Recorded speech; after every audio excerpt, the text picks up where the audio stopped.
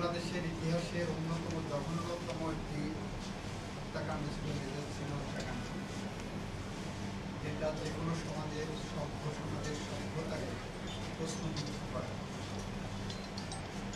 সেই মামলায় বিচারিক আদালত 2 জনকে ফাঁসির আদেশ দিয়েছিলেন এবং 6 জনকে যাবজ্জীবন কারাদণ্ডে দণ্ডিত করেছিলেন।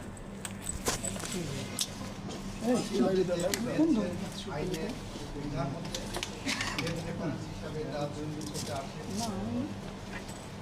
বাদীপক্ষের পক্ষ থেকে রিভিশন দায়ের করা হয়, বাকি 6 জনকে মৃত্যুদণ্ড দেওয়া হতো। রাষ্ট্রপক্ষ থেকে কোনো আপিল করা হয়নি। আসামিরা সবাই আপিল দায়ের করেছিলেন।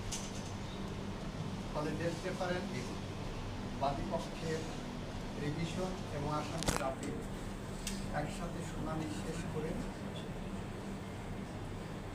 মহামান্য হাইকোর্ট বিভাগ আজকে নিম্ন আদালতের বিচারিক আদালতে রায় বহাল রেখেছে, অর্থাৎ 2 জনের ফাঁসি এবং 6 জনের যাবজ্জীবন জেল এটি বহাল রেখেছে। আদালতে আমাদের গতদিনে যে সাবমিশন দিয়েছিলাম, সেই সাবমিশনে আমরা এটা বলেছিলাম, মেজর সিনহা তার জীবন দিয়ে আরো অগণিত মানুষের জীবন রক্ষা করে গেছে। এই মানুষ প্রদীপ সহ প্রদীপ ত্যাগদের হাত থেকে আমরা বলেছিলাম, মেজর সিনহার যদি ন্যায় বিচার না হয়, রাষ্ট্র যদি মেজর সিনহা হত্যাকাণ্ডের ন্যায় বিচার করতে ব্যর্থ হয়, তাহলে কবি হেলাল হাফিজের মতো আমরা তার ভাষায় উত্তর পুরুষের ভীরুকা পুরুষের উপমা হয়ে রয়ে যাবে।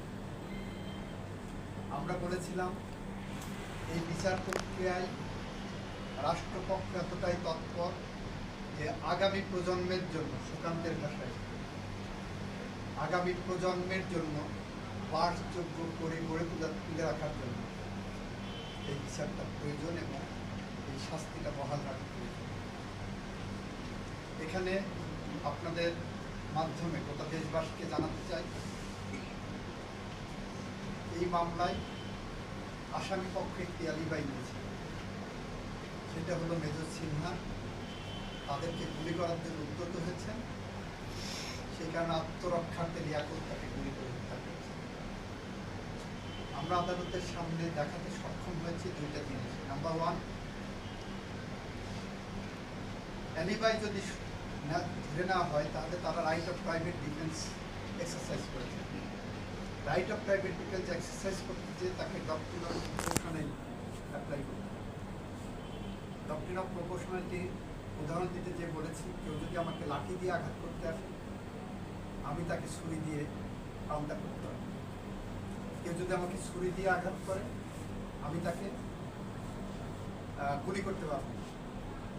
সেখানে মেজর সিনহার যে এপিসোড ওখানে আসছে, আমরা দেখতে পারলাম যে সে গাড়ি থেকে নেমেছে 2 হাত উঁচু করে। যখন 2 হাত উঁচু করে না উনি নিচে আসেন, তার মানে উনি আত্মসমর্পণ করেছেন। তখন প্রথমে তাকে 2টি গুলি করা হয়েছে, একটু এগিয়ে যে আরো 2টি গুলি করা হয়েছে, সেখানেই থেমে থাকেন।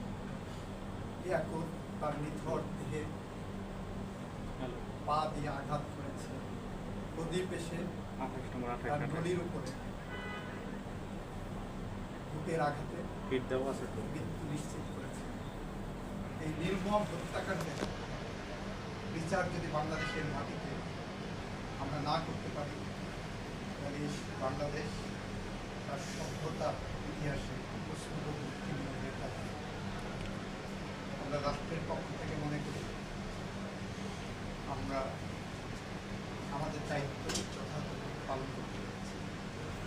আমরা মনে করি মেজর সিনহা তার জীবন দিয়ে যত মানুষের জীবন রক্ষা করে গেছেন, তাদের প্রতিটি বিশ্বাস তার আত্মার শান্তি মাগফিরাত কামনা করে আমরা মনে করি মেজর সিনহার যারা সতীর্থ সহকর্মী, বিশেষ করে সেনাবাহিনীর যে সমস্ত কর্মকর্তারা মেজর সিনহার বিচারের জন্য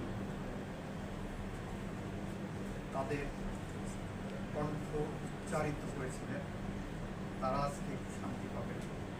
কিছুটা হলেও হয়তো মেজর সিনহার শূন্যতা পূরণ হবে না, আর তারা মনে করবেন তাদের কণ্ঠে যে প্রতিবাদ উঠে এসেছিল সেই প্রতিবাদ ভাষা পেয়েছে, ন্যায় বিচার পেয়েছে। মেজর সিনহার আত্মার শান্তির জন্য তাদের এটার থেকে বড় কোনো ইবাদত হতে পারে না। সবাইকে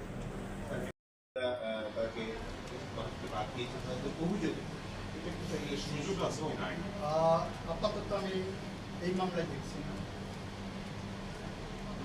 কোনোভাবে সম্পৃক্ত হওয়ার অন্য কোনো মামলায় সেটা অন্য ব্যাপার। এই মামলার সম্পৃক্ত করতে গেলে এই মামলার বিচার করতে গেলে অনেক জটিল হয়ে যাবে। এই মামলায় আবার যদি রিমান্ডে যায় বা করে আনা হয় তাহলে ন্যায় বিচার করা হতো। আপনি এই মামলার স্টাডিটা কাছে ওই অভিযোগের তাদের তারা যেটা বলেছেন, আবাও বলেছেন যে যেহেতু এসপি মাসুদ ওই সময়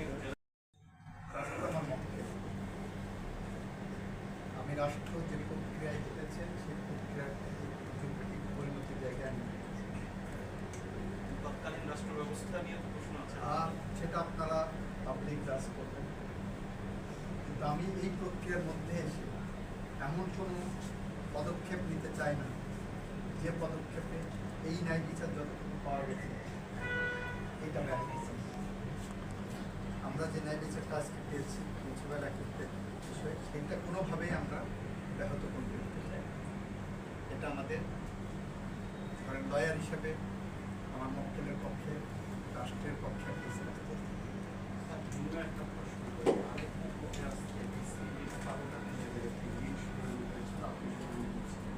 এটা কি অবস্থায় নাই, আপনারা আলোচনা করে তাও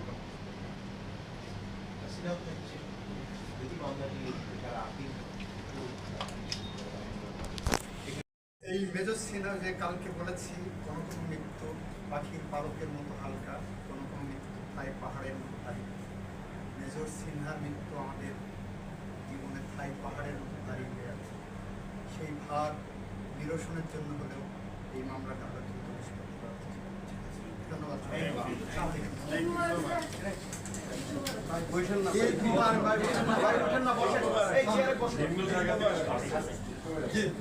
কোথা থেকে থ্যাংক ইউ। ভাই রেকর্ড ছিল ভাই